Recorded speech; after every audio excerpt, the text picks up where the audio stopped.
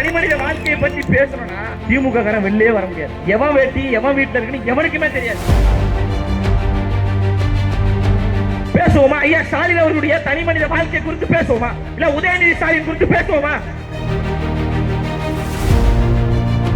தெம்பு இருந்தா, திராணி இருந்தா, துணிச்சல் இருந்தா, தைரியம் இருந்தா, கூட்டணி கட்சியினுடைய தயவு இல்லாமல் 234 தொகுதிகளிலும் தாவேகா போட்டியிடுவதற்கு தயார். திமுக தயாரா?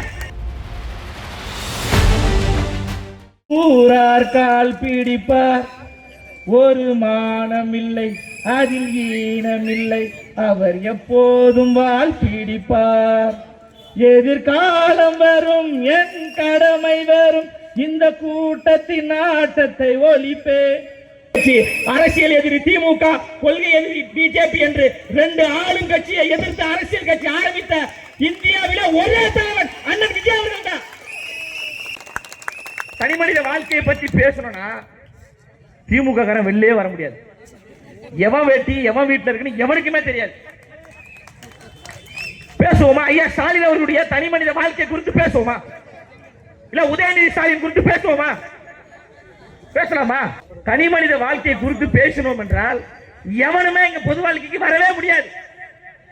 திமுக செய்யக்கூடிய அட்டுளைகளை நான் கேள்வி கேட்கிறேன். துணிச்சல் இருந்தா, தைரியம் இருந்தா பதில் சொல்லு. ஆட்சியிலும் அதிகாரத்திலும் பங்கு தருவதுதான் சமூக நீதி, சமத்துவம் என்று நாங்க சொல்றோம். தெம்பு இருந்தா, திராணி இருந்தா, துணிச்சல் இருந்தா, தைரியம் இருந்தா, கூட்டணி கட்சியினுடைய தயவு இல்லாமல் 234 தொகுதிகளிலும் தாவேகா போட்டியிடுவதற்கு தயார். திமுக தயாரா? 75 ஆண்டுகள் பவள விழா கொண்டாடிய கட்சி, பல்லாங்குழி உருட்டின கட்சின்னு சொல்லக்கூடிய திமுக வாங்க நேரடியா மோதுவோம்.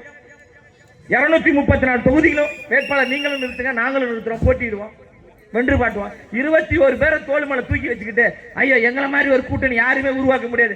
செய்திகளை உடனுக்குடன் தெரிந்து கொள்ள கீழ்கண்ட கேபிள் மற்றும் டிடிஎச் நெட்வொர்க்குகளில் எம்நாடு செய்தி தொலைக்காட்சியை காணுங்கள். பாதகம் செய்பவரை கண்டால் நாம் பயம் கொள்ளலாகாது பாப்பா. மோதி மிதித்து விடு பாப்பா, அவர் முகத்தில் உமிழ்ந்து விடு பாப்பா. அண்மை செய்திகளை உடனுக்குடன் தெரிந்து கொள்ள இணைந்திருங்கள் எம்நாடு தொலைக்காட்சியுடன்.